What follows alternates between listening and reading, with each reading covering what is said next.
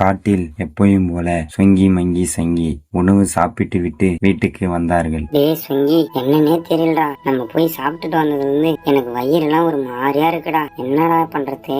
அடா ஹாஸ்பிட்டலுக்கு போமா? என்னடா சொல்ற? சாப்பிட்டதுல இருந்து ஒரு மாதிரியா இருக்கா? ஐயோ, சரி சரி, டாக்டரை போய் பார்க்கலாம். ஆனா இப்ப போய் பார்க்க முடியாது, அப்புறமா போய் பார்க்கலாம். ஆமாண்டா, எனக்கும் அப்படி தண்டா இருக்கு. நான் எனக்கு மட்டும்தான் நினைச்சேன், உங்களுக்கும் இப்படி இருக்கா? அப்ப வாங்கடா, உடனே டாக்டர் கிட்ட போய் பார்க்கலாம். சரிடா, அப்படின்னா நம்ம இன்னைக்கு நைட்டு தூங்கிட்டு நாளைக்கு காலையிலே போய் பார்க்கலாம்டா என்று சொல்லிவிட்டு அன்றிரவு நன்றாக தூங்கிவிட்டு மறுநாள் காலையில் சங்கி மங்கி சொங்கி மூவரும் அன்பு டாக்டரிடம் சென்றார்கள். என்னப்பா சங்கி, 3 பேர் அதிசயமா இந்த பக்கம்லாம் வந்திருக்கீங்க, என்ன உங்களுக்கு பிரச்சனை? டாக்டர், உடம்பு சரியில்லைனாதான் இந்த பக்கம் வருவாங்க. சும்மா சும்மா வந்து படுத்துக்குது என்ன பொருட்காட்சியான்னு? அதுவும் சரிதான், என்ன பிரச்சனை? அது ஒண்ணும் இல்ல டாக்டர், நேத்துல இருந்து என்னன்னே தெரியல, இவங்க 2 பேத்துக்கு வயிற்று வலியாவே இருக்கான். ஓ, இதுதான் உங்களுக்கு பிரச்சனையா? அப்படி என்றால் நேற்று நீங்க என்னென்ன உணவெல்லாம் சாப்பிட்டீங்க?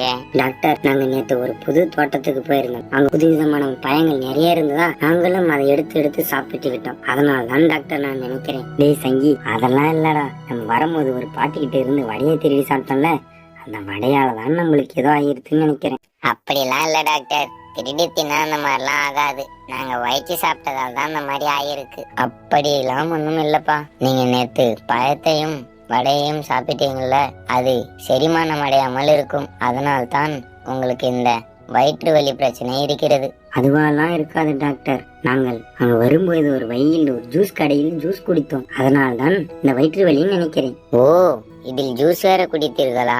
ஏற்கனவே நீங்க சாப்பிட்ட உணவுகள் செரிமானம் அடையாது, இதில் நீங்க ஜூஸ் குடி. அப்படியா டாக்டர்? சாப்பிட்ட உடனே ஜூஸ் குடிக்க கூடாதா? இதனால கூட வயிற்று வலி வலிக்குமா?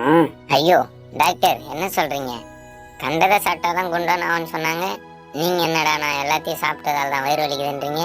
அதான் கண்டதை சாப்பிட்டிருந்தால் குண்டன் ஆகியிருப்பாய். அப்புறம் எதற்கு சாப்பிட்டு விட்டு வயிறு வலிக்குதுன்னு ஹாஸ்பிட்டல் வந்த? வீட்டிலே இருக்கிறது தானே? டாக்டர், அவன் கிடக்குறான் டாக்டர். இப்ப வயிற்று வலியை போக்குறதுக்கு ஏதாவது வழி சொல்லுங்க டாக்டர், வயிறு ரொம்ப வலிக்குது டாக்டர். சரிப்பா சொங்கி, இந்த பச்சை மூட்டைய காலையில வெறும் வயிற்றுல சாப்பிடுங்க, அப்போதான் உங்களுடைய வயிற்று வலி எல்லாம் சரியாகும். சரியா? யோ டாக்டர், நீதான் நல்ல டாக்டர் நினைச்சு நாங்க உங்ககிட்ட வந்தா, நீ என்னன்னா பச்சை முட்டை நீட்டு வெள்ளை முட்டையை தர? நீ சரியான கூமுட்டை டாக்டர் இருப்ப உலகையா. டேய், என்னடா இவரு டாக்டர் நல்ல டாக்டர்னு சொல்லிட்டு முடிட்டு வந்து வீணாக்கி, வாடா போலாம், நம்ம நல்ல டாக்டர் இந்த கூமுட்டை டாக்டர் காமிட்டு நல்ல டாக்டர் காமிச்சிட்டு போலாம் என்று சொல்லிவிட்டு 3 முட்டாள் குருவிகளும் சென்றுவிட்டன. உடனே அன்பு டாக்டர், அட பாவிகளா, இவனுங்க நன்மைக்காக நம்ம சொன்னா இவனுங்க நம்மளே முட்டாளுன்ட்டு போறானுங்க.